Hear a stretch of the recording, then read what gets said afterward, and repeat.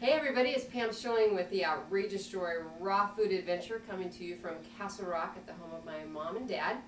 And I'm excited to make this dish for you because this one is really fun. Something that I love to bring to special events and things like that where there's a lot of non-raw people because everybody loves this. This is my cinnamon roll balls and super simple to make. And so here we go. We're going to have a set of dry ingredients and wet ingredients. We're going to put the dry ingredients together first, then blend the wet ingredients, then mix the two together, and then we'll make our balls. So the first thing we start out with is 2 cups of almond meal. Now you can get almond meal already processed. It's basically just ground up almonds. I get a bag at Trader Joe's, or you can just throw almonds into the food processor and make your own almond meal. To that, we're going to add 2 tablespoons of cinnamon. Now this is something that you can adjust, so if you prefer less cinnamon, that's fine, or a little more cinnamon. 2 tablespoons of cinnamon makes it, pretty cinnamony, so these are very cinnamony balls. So 2 tablespoons of cinnamon and 1/4 of a teaspoon of nutmeg. So we're just going to give that in there. There we go. Alright, so now we are going to mix those together. And I'm just going to get my spoon so I can mix them together.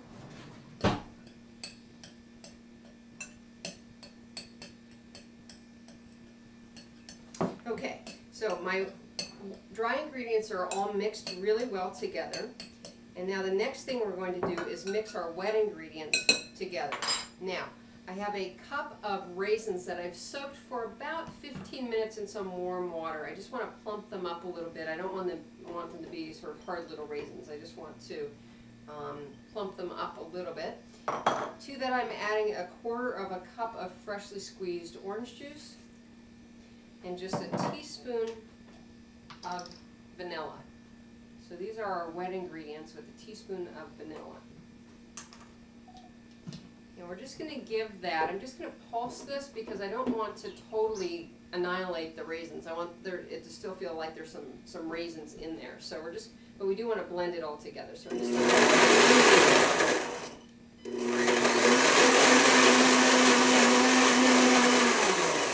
we want to maintain some of the integrity of the raisins, but we do want to blend it all together. So I'm looking for my spatula, and I'm just going to use a big spoon here to mix it all together. So we're going to add these wet ingredients now to the dry ingredients, and then we're going to mix all of that together until it kind of comes together in a kind of a ball.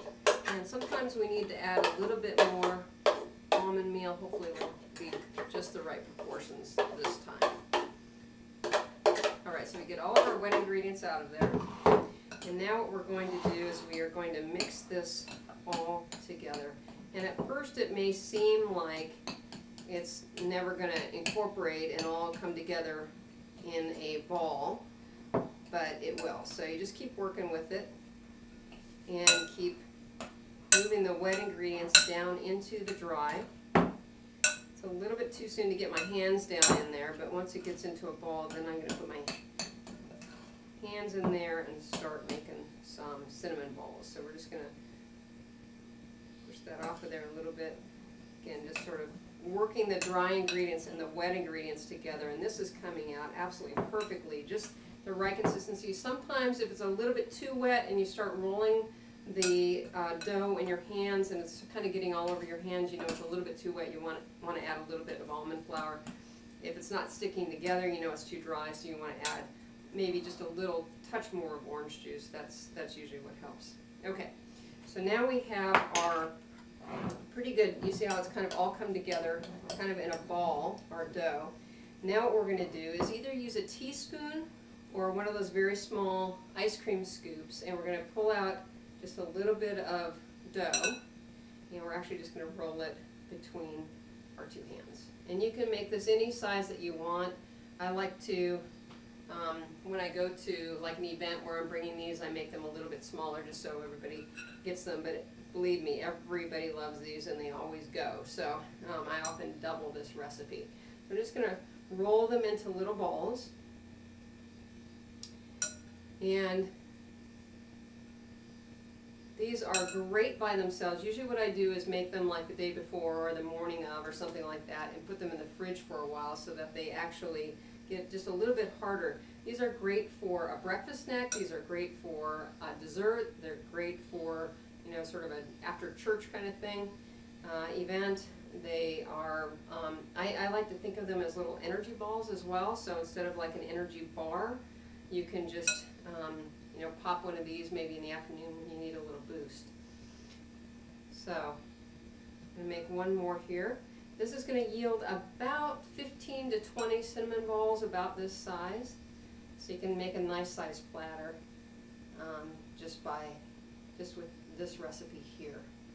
So now, the taste test is the key. And you're just going to, I usually, you know, go in a couple bites.